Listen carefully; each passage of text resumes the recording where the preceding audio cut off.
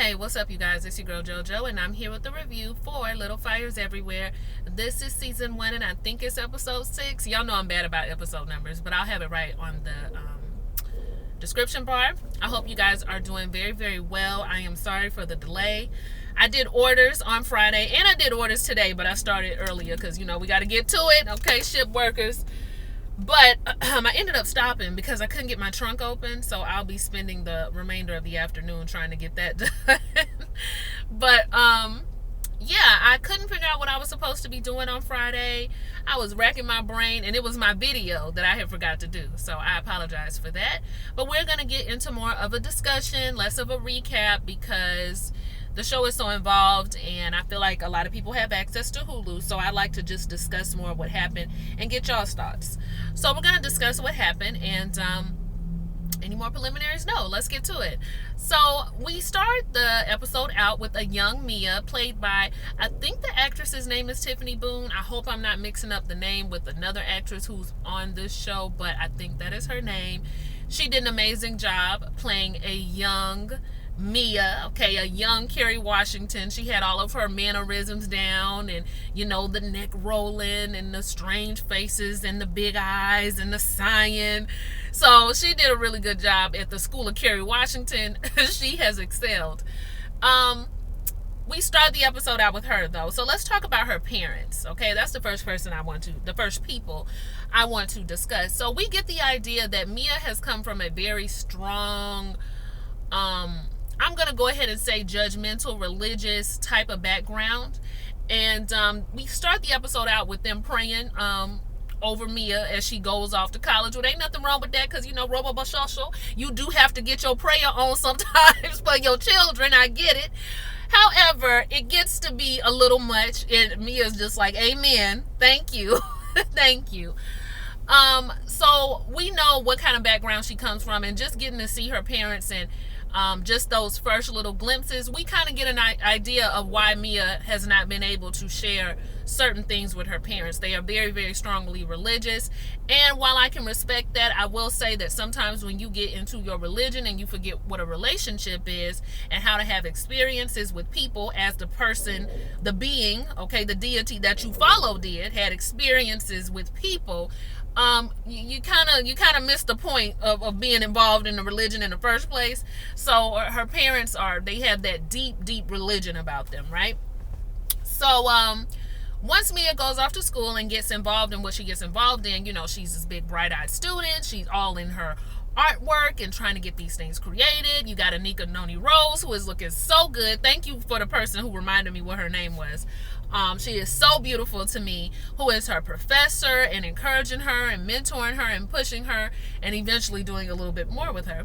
But initially, you see her as this big bright-eyed student, and everything is going well until she gets a letter stating that her stipend or her scholarship is going to be cut due to budget cuts, and now she doesn't really know how she's going to get the money, but she ends up getting it by becoming a surrogate. So that man that we saw on the train, who is played by Jesse Williams, he is actually a gentleman who has been looking for a surrogate who looks like his wife. So when we see him looking real creepy on the train, it's not because he's raped her. It's not because he's done anything to her, as we see in the vision and what we thought was going on. It's actually because he recognizes her as somebody that looks like his wife.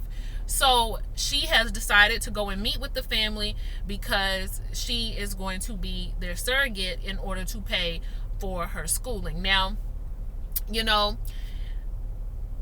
interesting thing about this is Mia's background. That's why I brought up her parents first. They're not going to approve of this, okay? That if they would have called and found out that Mia wasn't receiving the money, they would have immediately told her to come back home, because they didn't want her in New York in the first place. It was a den of sin. Like the mama tell it. And I just got some news for you, mama. Anywhere can be a den of sin, honey. Anywhere, even the smallest locations. Sometimes they got the most going on. But you just got to trust that you raise your children right. So anyway, she knows the parents are going to tell her to come back home. And so she decides that she's going to do this instead to get to the money. Now, I want to pause here to talk about another member of Mia's family, and that is her brother. I really love the relationship that she has with her brother, Warren. It is a relationship that I wish I could have had with my siblings, but we are not close in age. So if y'all ever thinking about taking gaps in between your children, don't, because it just makes it harder. But we grow closer now that we're all getting older. So, but you know, I was in like middle school when my sister was born. So yeah, it can be quite difficult. But they are very close to each other, even to the point of him wanting to offer money that he'd been saving for a car so she can have money for school. And they just, they work well together. And when she couldn't find the money, he tells her to make it happen, make a way, you can do it. And so she's made a way. She is going to be a surrogate. Now, during this time, as she is getting bigger and bigger and been hanging out with Anika Noni Rose, things have gotten closer. It's become less of a mentor relationship, and it's definitely becoming more romantic. And you can see the attraction early on. You can see it with Anika, but you don't see it until later, more so with Mia, when it comes to Mia. So we have this scene where the brother comes to visit her. He finally bought his little car. He comes to visit her, and she hasn't told anybody that she is going to be a surrogate for this family. So when the brother gets there, and he's shocked and he's surprised and appalled, you know, he's I couldn't read him. He almost seemed like he was disappointed that she had made that decision, but he still respected her, because he told her, you know, you never let anybody tell you who you are. You always get to decide who you are, right? He also asks questions of the relationship between her and Anika, to which she denies, and I think that also probably has a lot to do with her background and the way that she was brought up. And some of his last words to her were, you know, you just continue to do what you do, continue to be who you are, don't let anybody tell you who you are. And then he touches her stomach and said, you know, I know this is a decision that you're going to make, and you're going to do what you want, but you know, this could be your little, what did he say? What you have could change the world, or something along those lines. That's the last thing he said to her before he got into the car. Now, where do I want to go next? Let's talk about the surrogate parents relationship. So when we see them, okay, first of all, I don't think that they look alike, the mama, the surrogate mama, but whatever, this is TV. So when we meet them, they're just a very hopeful couple that wants to have a child. I mean, even when he asked Mia to do it or to think about it, he was darn near in tears. They really want to have a baby. They're a very well-off couple. Of course, if you can afford a surrogate, you're probably well-off. But they're a very well-off couple as well. And you just get to see the parallels between the parents that Pearl could have had versus the parent that she is with now. And maybe it makes sense that Pearl is so attracted to the glitz and the glamour in the other life, because she legit kind of comes from this other life. Like, this was supposed to be her life, okay? At least, you know, half of her DNA had that going on. This was supposed to be her life, and the life that she was going to live. I was kind of nervous about the fact that Mia had never had sex, but she was about to have a baby. And I don't watch Jane the Virgin, so I don't know if it's that kind of situation going on. But the fact that she never won a tampon, like, I don't know. I was just floored by the whole thing, because it's such a big decision to make. It's a huge decision. I know that when I was in college, we saw ads in the newspaper all the time for surrogate parents and egg donation at my school, because I think they knew that there were girls out there who needed money and would be willing to donate an egg. And, you know, there's a difference to me between that egg and that sperm thing. Like, I know the sperm is important, you can't have a baby without it, but a sperm, you know, it keeps going, it keeps going, it keeps coming out, it keeps coming out, not to get graphic. But with your eggs, you know, we're given all of the eggs that we're gonna have when we're born. That's it. You know, they don't replenish or any of that. You have them, and you slowly are losing them as time goes on. And so to make such a big decision that young, with no counsel, you're not talking to anybody, not getting the clearances, just I need the money. I'm going to do it. I think that's a lot for a young person who has not had any experience, hasn't had sex or anything, to be doing. I think it was a lot for her.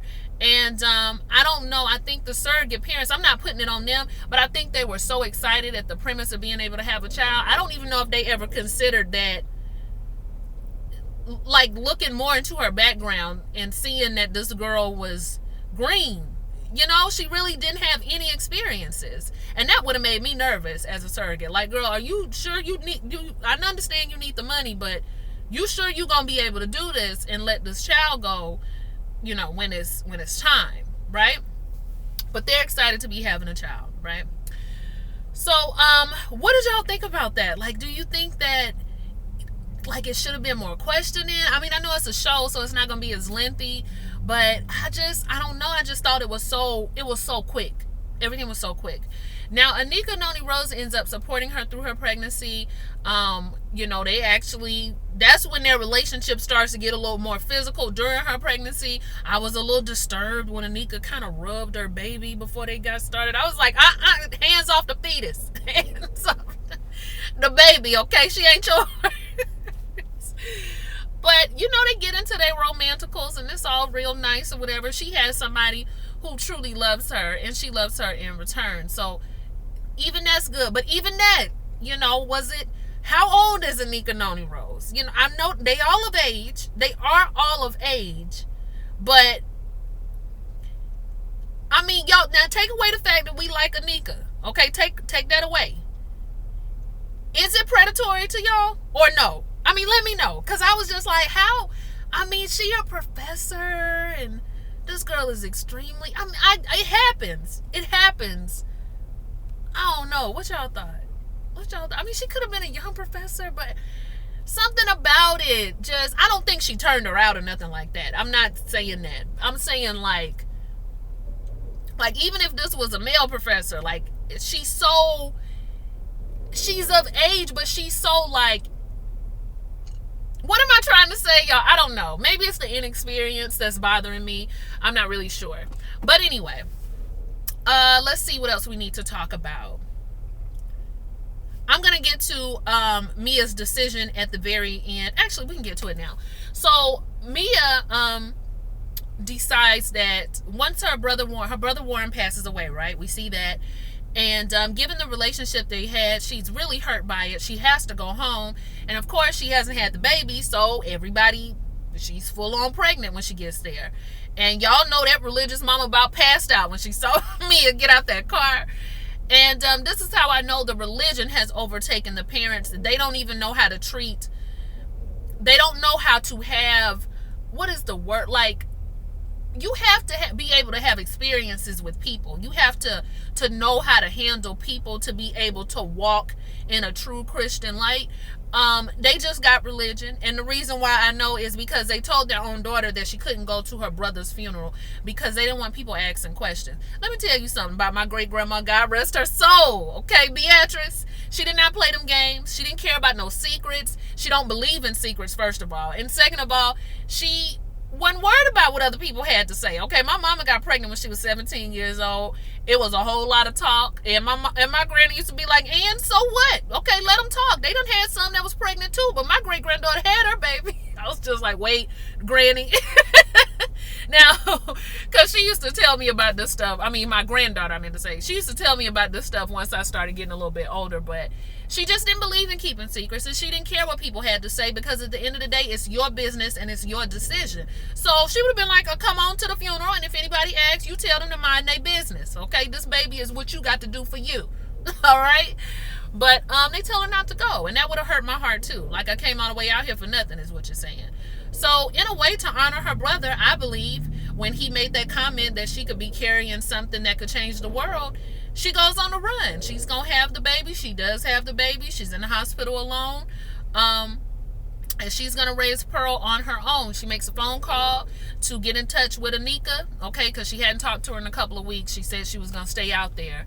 And Anika has died from ovarian cancer. And so we got the artist friend that we saw at the beginning of the episode that we see Mia continuously talking to. up until she's much older, the artist friend was just like, look, she loved you. She left some stuff here for you to sell. I would do anything for you because I know how much she loves you. So that goes to show their relationship. And I think Mia has raised Pearl not only to have somebody there for her, right? Because the parents, forget that. Her brother's not there anymore. Her lover's not there anymore. This is really all I got to hold on to. And I also think she did it as something that she could honor her brother with as well. So that's what ended up happening. That is Mia's story. What did you guys think about the story? This is what I think. While I understand Mia's decision, and I don't look down on her for that. I mean, I don't look down on her for trying to find a way to pay her way through art school. What I do believe is that Mia didn't have the experience. Mia didn't understand what she was getting into. And Mia did make a commitment. Now, I don't know if contracts or clauses were involved. They had to be, because otherwise she wouldn't have went on the run.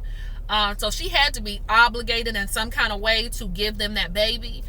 But what I will say is it might have could have been a conversation. I don't know. But now we see why she's so dead set on helping BB. Even though BB dropped her child off at the fire department, she probably feels like, well, BB made a mistake at the time, and now she wants to be with her daughter, just like I made a mistake at the time, but now I want to be with my daughter. That's why I'm on the run. So it's like I understand her mindset at such a young age, but then I also, as a grown woman, understand contracts and clauses and commitments. And I don't know if I would be able to part. I don't think it's as easy as people say it is. Like, you can just give it up for adoption. I don't think it's all that easy. I really don't. I don't believe so. But once you get yourself involved, you get payment. It's kind of, and then the baby is only partially yours because you still have the sperm of this man. That's his daughter.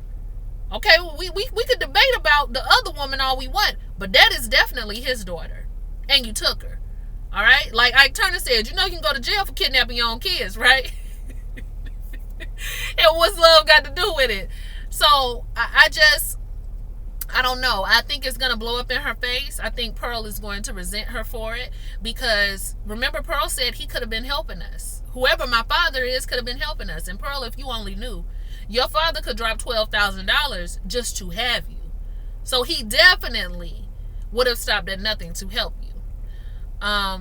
But you don't know him. So I think it's going to be a big blow up. You guys let me know what you think. If you already read the book, now don't be telling us everything. Okay? So let's move on to Elena. I've already been talking for 17 minutes. Y'all know I love to talk.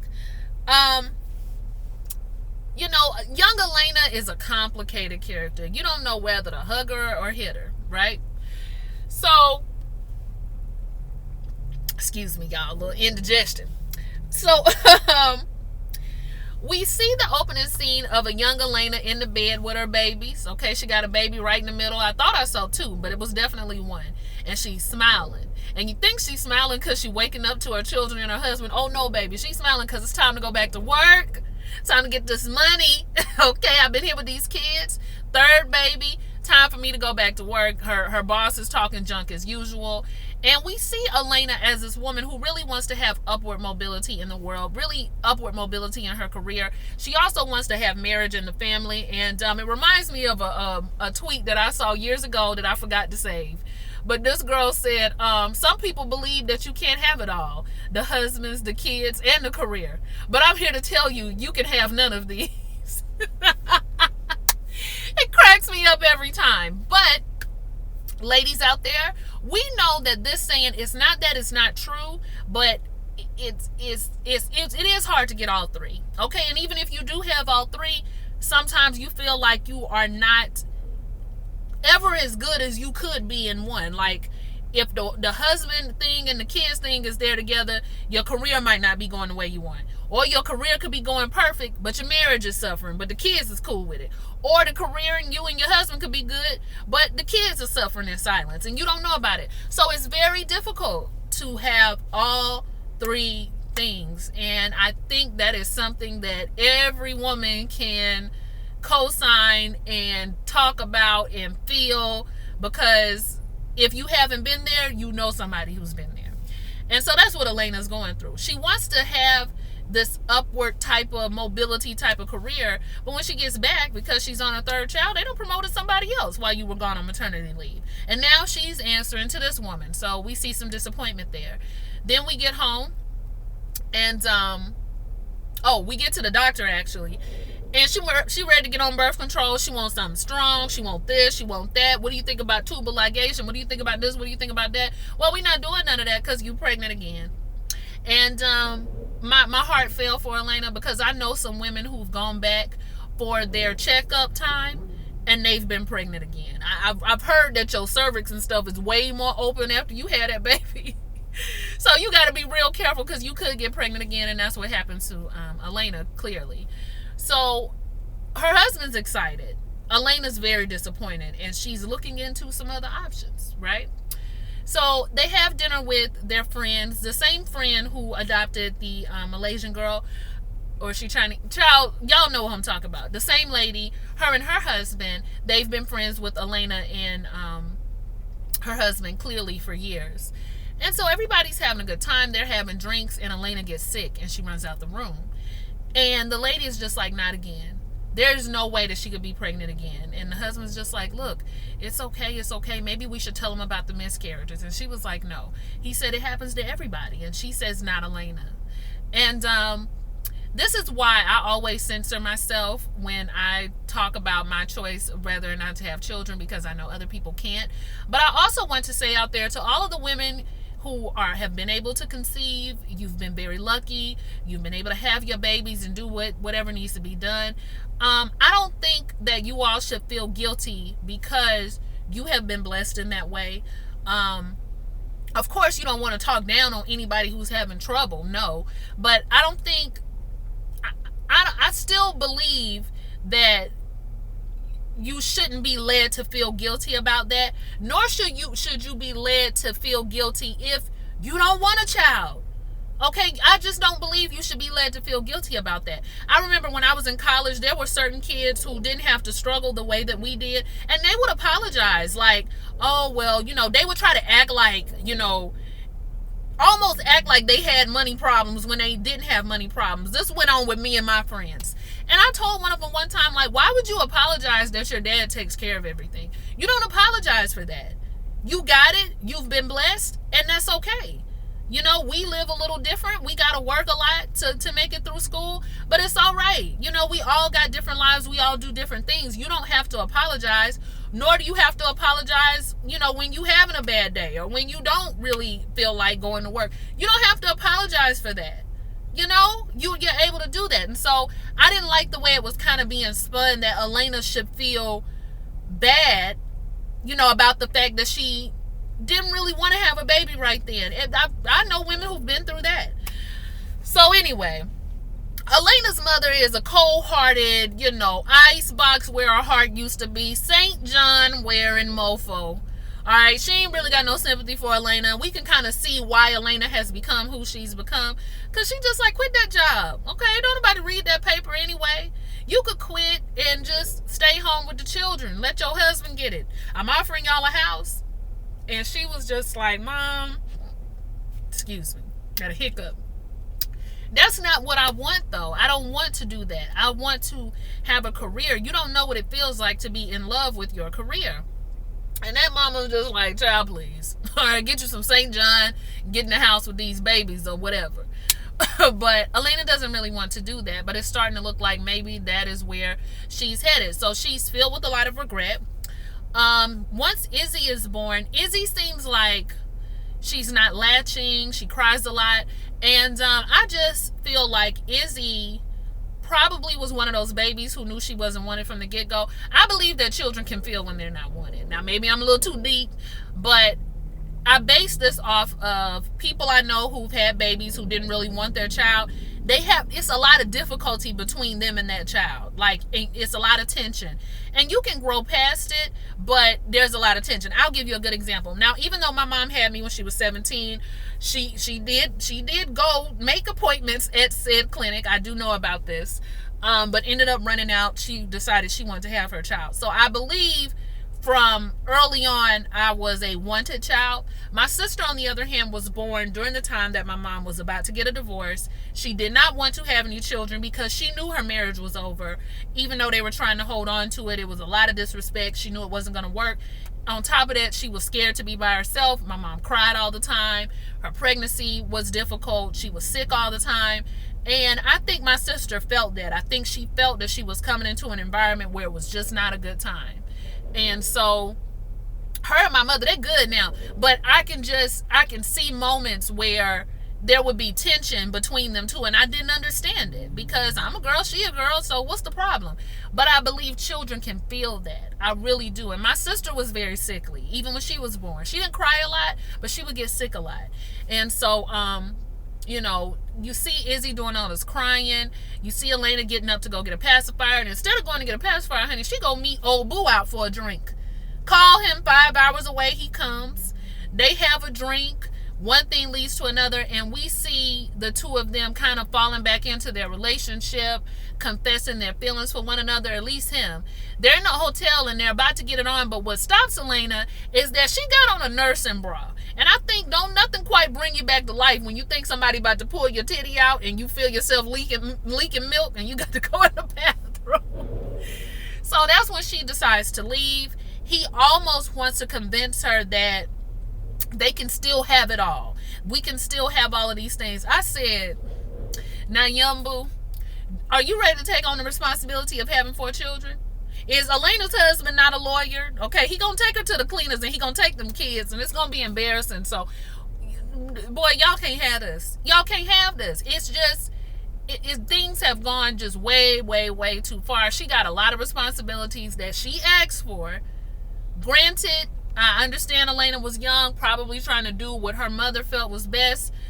Much like a lot of us do. But that probably wasn't the best decision. And now we see the difference between Mia and Elena is Mia always lived her life on her own terms, good or bad. Elena always lived her life on other people's terms, but then wanted those other people to pay the consequences for what? Making her feel like she needed to choose it this way? You chose, right? But they both were young when they made these decisions, and that's the similarity.